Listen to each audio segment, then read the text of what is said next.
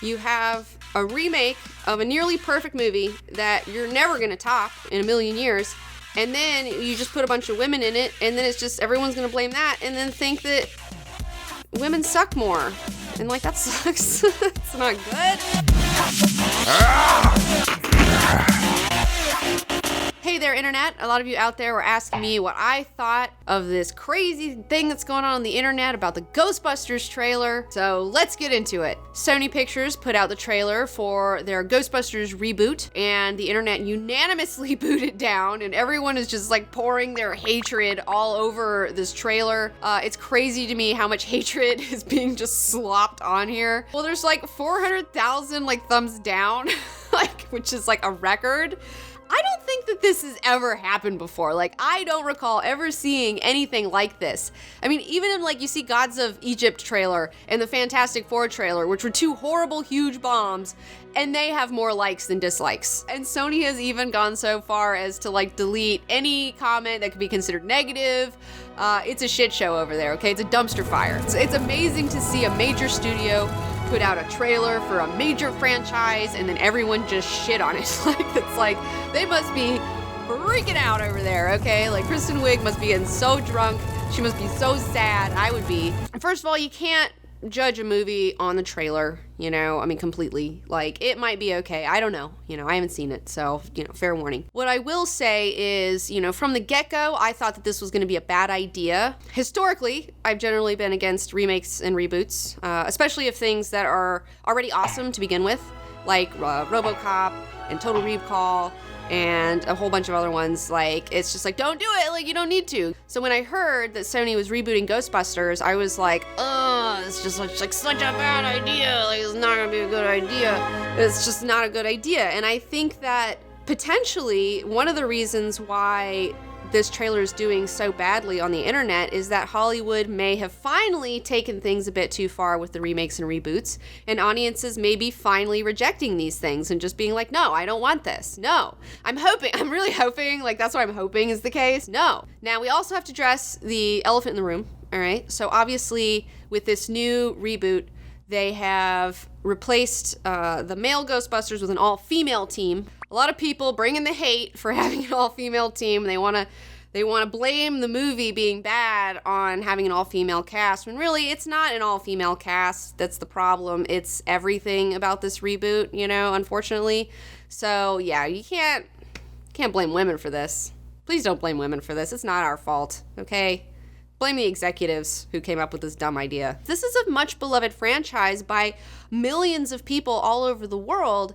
And you know what's cooler than just showing a bunch of women redoing the same beats that a bunch of men have done in the past, which is totally not progressive in any way, shape, or form? You know what's more progressive? Having a team of both men and women Ghostbusters that work together, and they have their own unique talents and their own unique skills. Like, I want to promote men and women working together and, like, respecting one another more so than, like, oh, we had an all-male team, so now we should have an all-female team or whatever. Like, I think that's a bad idea.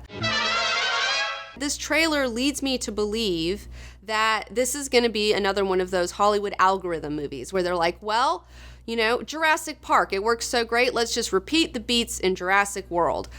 New Hope, man, everybody loves Star Wars, let's just repeat those beats in Force Awakens. And I feel like this is going to be a lot of the same, where it's like, oh, Ghostbusters works really well, let's just repeat all the beats again. I saw a few beats that were repeated in the trailer, like all the three of them are in a library and there's a ghost, and then one of them goes up to the ghost, and then the ghost is obviously not a friendly ghost. That happened in the opening scene of Ghostbusters 1, and you're gonna show me in your trailer the opening scene from your trailer is going to be the opening scene from Ghostbusters. It's like, no, like, that's not what I want at all. And, you know, there's also the hearse thing going on. They repeat that where it's like, oh, we didn't want a hearse. Oh, I guess we have a hearse now to drive around in. That's another beat that was done. You see them in the subways again. And you also see them coming together, like, as a team in a similar way than the last team. It just looks like they're making the exact same movie except switching the gender roles between the Ghostbusters and making them women, and then making the Janine Melnitz's character a man. And it's just like, that's the only difference. Cheap is a better word. It's cheap. It's just they can't keep doing this forever. And I think that the buck stops here. Side note, another thing that's really odd to me is the fact that they decided to use a bunch of CGI stuff. Yeah, the effects just looked a little just too slick CGI for me. You know, the original, oh man, they look so good, and they're like scary, and like it's fun. And I don't know how they did the effects, like, so that's fun. It's a mystery. That's such a practical effects achievement in filmmaking. You know, Steve Johnson, like, was just like this kid, like doing all these effects. You know, you see Star Wars, like The Force Awakens, they heard the call on the internet, and they were like, no, we're gonna do practical effects, and they looked really great, and everybody was really excited for them. So with a movie like this, it seems like a real missed opportunity to not hop on the practical effects train.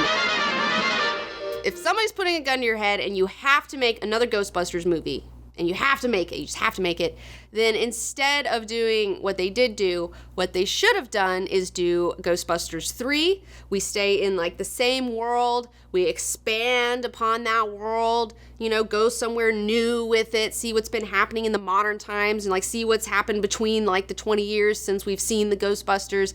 That would be so much fun. Like, I would love to see that. In fact, just go read Max Landis' treatment on Ghostbusters 3. He did a whole thing or what he would want to see, and I would just watch that movie because it's all about like franchises, and it's like a dying franchise. And in his version, he does have like females and males on a team. And another thing that I thought that has never been explored that I would love to see in a Ghostbusters movie is having a psychic on the team. You got to expand the universe. You got to build on the world. You can't just do the same things that happened last time. Bingo. Marvelous! Now, if you do anything that's not a sequel, or not a TV series, or it doesn't look like one, they won't do it. And it really shows an enormous lack of imagination and fear of creativity. Do I think that you should go see the new Ghostbusters movie? Probably not. I don't think that you should, because I think we need to send a message to Hollywood to stop remaking awesome movies from the 80s that were awesome that you're never going to top. And part of it is our fault. It is audience's fault because we pay to go see these things. So what I'm really trying to say is if you go see Ghostbusters, you're responsible for the Back to the Future remake that they're probably gonna make eventually, okay? It's gonna happen. I'm just waiting. No! Just waiting. So that's it for today. Thanks for watching. Let me know in the comments below what you think about this movie. I'm sure there'll be a lot of really crazy sexist comments. It'll be a lot of fun to read. And yeah, if you like this video, be sure to thumbs it up, and also be sure to subscribe to my channel, follow me on Twitter and Instagram, and also the Comic Girl 19 calendar, 2016 Weird Ass calendar's on sale right now, $16. It's pretty awesome. It's like, you can actually write on it this year. Last year's paper, like, you couldn't really write on. So yeah, you can get that at comicgirl19.com.